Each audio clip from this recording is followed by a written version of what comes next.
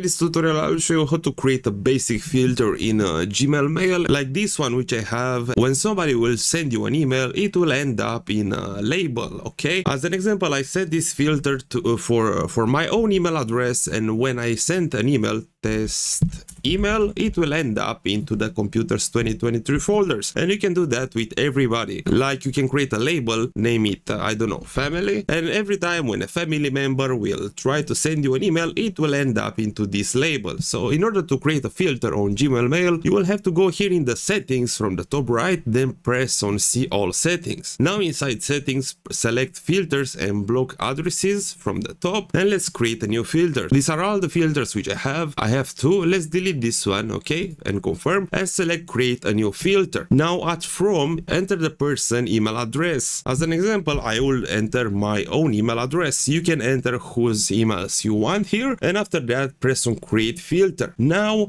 apply the label, choose label. Let's select the family label which we created and press on create filter. And now let's press on compose, add to myself, okay, because I enter my own email address at the filter, test email for the video at the subject, and let's select the send.